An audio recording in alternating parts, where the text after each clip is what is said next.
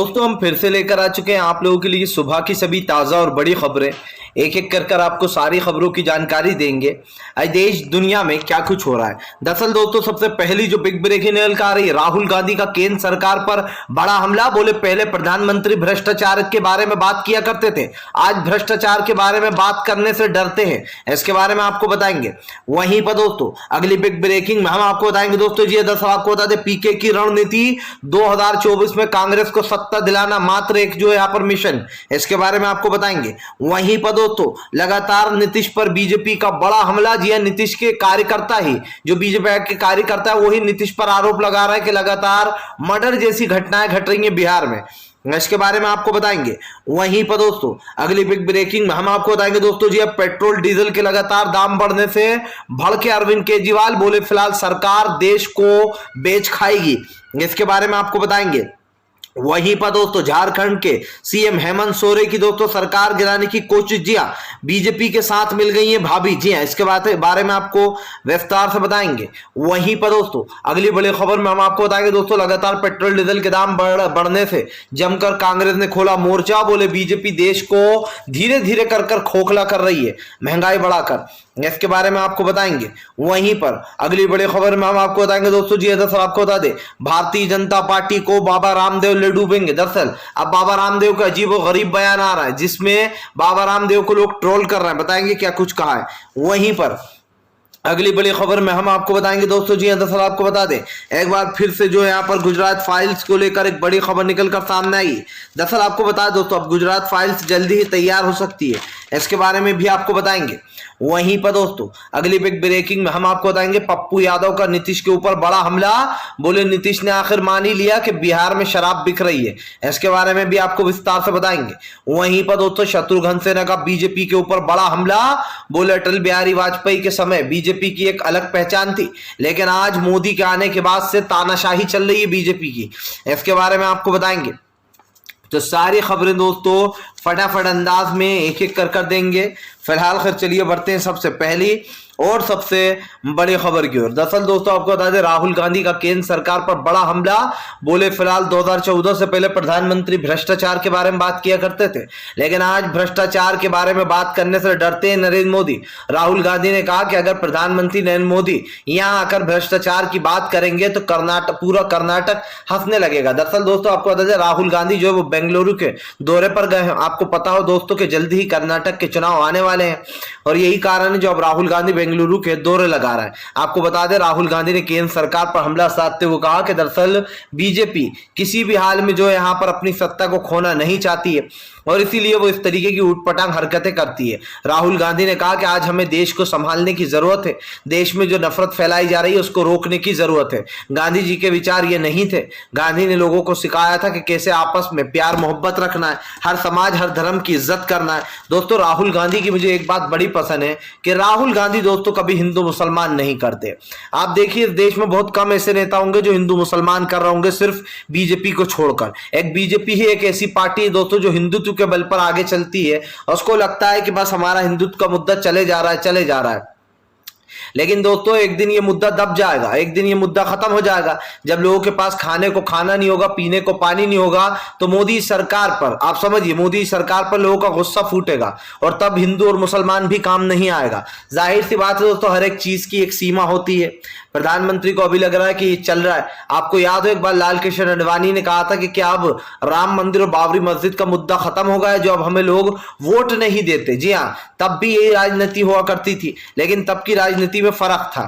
फिलहाल चलिए हम बढ़ते हैं दोस्तों एक और अगली बिग ब्रेकिंग की तरफ। बता दोस्तों अगली जो बड़ी खबर निकल कर आ रही है, दरअसल दोस्तों आपको बता दें पप्पू यादव का नीतीश के ऊपर बड़ा हमला। बोले आखिरकार नीतीश ने मान ही लिया कि फिलहाल बिहार में शराब बिक रही है। आपको बताते चले दोस्तों एक बार फिर से पप्पू यादव ने नीतीश को घेर लिया। उनका कहना है कि बीजेपी और नीतीश डबल इंजन सरकार के होते हुए बिहार में लगातार शराब और नकली शराब का कारोबार चल रहा है। पप्पू यादव ने कहा कि आखिरकार ये कौन सा कानून है जिसमें नीतीश कह रहे हैं कि शराब पीने पर सजा तो होगी, बस जुर्माना लेकर छोड़ दिया जाएगा, सजा नहीं होगी। जिसके बाद पप्पू यादव ने कहा कि नीतीश खुद खुला ऑफर दे रहे हैं शराबियों को कि आओ और शराब पियो, तुम्हारे ऊपर कोई कार्रवाई नहीं होगी, सिर्फ जुर्माना लेकर छोड़ दिया जाएगा। जाहिर सी बात है दोस्तों, पप्पू यादव के इस बयान के बाद नीतीश निशाने पर आ गए हैं। पप्पू यादव ने कहा कि भारतीय जनता पार्टी और जेडीयू ये दोनों मिलकर जो यहाँ पर बिहार को बर्बाद करने में लग गए। पप्पू यादव ने कहा कि नीतीश आंख से आंख मिलाकर जनता से बात नहीं करते, वो आंखें झुकाकर बात करते हैं। उनमें दम नहीं कि वो जनता को बता पाए कि बिहार में कौन सी राजनीति चल रही है। जाहिर सी बात है दोस्तों, नकली शराब का जो बिजनेस है वो जबरदस्त धड़ल्ले से चल रहा है। चाहे नकली शराब हो या असली शराब हो दोस्तों, लेकिन लोगों की जानें जाती हैं। आप समझिए, शराब एक बहुत ही बुरी चीज होती है, अल्कोहल होता है, और ऐसे में दोस्तों आप समझ सकते हैं कि जो बिहार की जनता है वो तो इसमें कुछ ज्यादा ही उलझ गई है। आज आप युवाओं को देखिए, युवा भी दोस्तों शराब का सेवन करते हैं। यही बात है जो पप्पू यादव ने नीतीश पर हमला बोल दिया। पप्पू यादव ने कहा कि अब नीतीश कुछ नहीं बोलेंगे, क्योंकि अब बिहार में बीजेपी का तानाशाही और नीतीश की तानाशाही साथ चल रही है। चलिए बढ़ते हैं एक और अगली ब्रेकिंग की तरफ। बता दोस्तों अगली जो बड़ी खबर निकल कर आ रही ममता बनर्जी की। जी हाँ दोस्तों, ममता बनर्जी ने बोला मोदी सरकार पर बड़ा हमला, शत्रुघ्न सिन्हा ने दिया मुंह तोड़ जवाब। जी हाँ दोस्तों, शत्रुघ्न सिन्हा ने अब बीजेपी को घेर लिया। दरअसल दोस्तों आपको बता दें, जल्दी ही उपचुनाव होने वाला है बंगाल में। लोकसभा की 2 सीटों पर यह चुनाव होगा दोस्तों, और 2 जो है राज्यसभा की सीटें। अब लोकसभा की इस सीटों पर दोस्तों शत्रुघ्न सिन्हा और बाबुल सुप्रियो को खड़ा किया गया है। शत्रुघ्न सिन्हा दोस्तों आसनसोल से खड़े हुए हैं। शत्रुघ्न सिन्हा ने बीजेपी के ऊपर हमला बोलते हुए कहा कि प्रधानमंत्री नरेंद्र मोदी एक घमंडी प्रधानमंत्री है, जिनके अंदर घमंड भर चुका है। जिस किसी को दोस्तों एक पद मिल जाता है वो अपने पद की गरिमा नहीं समझता है, उस पद का दुरुपयोग ज्यादा करता है। शत्रुघ्न सिन्हा ने बीजेपी के ऊपर हमला बोलते हुए कहा कि फिलहाल प्रधानमंत्री नरेंद्र मोदी पूरी तरीके से बैकफुट पर आ चुके हैं। साफ दिखाई दे रहा है कि देश में एक तानाशाही वाला माहौल बनाया है इस देश के प्रधानमंत्री ने। शत्रुघ्न सिन्हा ने कहा कि बीजेपी को कोई हक नहीं बनता कि वो लोगों पर सवाल उठाए, क्योंकि बीजेपी इस देश में भ्रष्टाचार को बढ़ा रही है। शत्रुघ्न सिन्हा ने कहा कि अटल बिहारी वाजपेयी के समय की राजनीति कुछ और ही थी, लेकिन आज राजनीति कुछ और हो चुकी है। शत्रुघ्न सिन्हा ने कहा कि बीजेपी अच्छे से जानती है कि इस वक्त वो कौन सी राजनीति कर रही है। जाहिर सी बात है दोस्तों, आज जो देश में माहौल चल रहा है उसके खिलाफ कहीं ना कहीं सरकार के खिलाफ एक प्रोपेगेंडा भी खोल दिया गया। भारतीय जनता पार्टी जो कहती है दोस्तों उसके विपरीत ही काम करती है। 2014 में नरेंद्र मोदी ने कहा था कि हम देश से महंगाई को हटा देंगे, लेकिन दोस्तों महंगाई तो नहीं हटी, लेकिन हाँ जो यहाँ पर महंगाई जो है वो बढ़ जरूर गई। और यही कारण है दोस्तों जो अब लगातार कांग्रेस बीजेपी पर हमलावर भी है। लेकिन समझ में ये नहीं आ रहा दोस्तों कि बीजेपी को सब लोग समझा रहे हैं कि भाई महंगाई को कम किया जाए, लेकिन बीजेपी दोस्तों उल्टा महंगाई बढ़ाई जा रही है। सिर्फ पेट्रोल डीजल की बात होती दोस्तों तो फिर भी ठीक था, लेकिन आप देखिए दोस्तों खाने की चीजों पर भी दाम बढ़ते जा रहा है। लगातार दूध पर, सांची पर 5 रुपए बढ़ा दिए गए, मदर डेयरी पर 2 रुपए बढ़ा दिए गए, सब्जियों के रेट बढ़ते चले जा रहे हैं, फल के दाम दोस्तों बढ़ते चले जा रहे हैं। यहां तक कि दोस्तों आप समझिए पेट्रोल डीजल के बाद जो टोल टैक्स है उसके भी दाम बढ़ा दिए गए हैं। क्या दोस्तों इसका सीधा सीधा असर जनता पर नहीं पड़ेगा? एक तरफ तो दोस्तों पेट्रोल और डीजल के दाम बढ़ा दिए, दूसरी तरफ दोस्तों टोल टैक्स भी बढ़ा दिया। इसका मतलब आप समझिए दोस्तों कि पेट्रोल और डीजल डलवाए आदमी या टोल टैक्स का पैसा दे सरकार को। समझिए आप, अगर आप और हम किसी बस में बैठते हैं, उसमें सफर करते हैं दोस्तों, तो टोल टैक्स का पैसा किससे लेगा? बस वाला आपसे और हमसे लेगा। और दोस्तों आप समझिए एक तरफ पेट्रोल की मार, दूसरी तरफ टोल टैक्स की मार। यह है बीजेपी का नया भारत। अंधभक्तों को आज बहुत खुशी हो रही होगी मोदी सरकार को वोट देकर, इसलिए भी हो रही होगी क्योंकि इन जैसे अंधभक्तों को यह लगता होगा कि देखो मोदी जी कितना अच्छा काम कर रहा है, पेट्रोल डीजल के दाम बढ़ा रहा है, लगातार महंगाई बढ़ती चली जा रही, लेकिन एक दिन आएगा जब इन्हीं अंधभक्तों को अपने किए पर पछतावा होगा। चलिए बढ़ते हैं एक और अगली बिग ब्रेकिंग की तरफ। बता दोस्तों अगली जो बड़ी खबर निकल कर आ रही। जी हाँ, दरअसल दोस्तों आपको प्रधानमंत्री नरेंद्र मोदी भ्रष्टाचार पर बात नहीं करते, उनको भ्रष्टाचार से लगता है डर। जी हाँ दोस्तों, अरविंद केजरीवाल का बीजेपी के ऊपर बड़ा हमला। दरअसल दोस्तों अरविंद केजरीवाल का कहना है कि बीजेपी ने 75 साल बर्बाद कर दिए इस देश में भ्रष्टाचार फैला कर। एमसीडी चुनाव ना होने का कारण ही है, केजरीवाल ने कहा कि बीजेपी भ्रष्टाचार फैलाती है नगर निगमों में।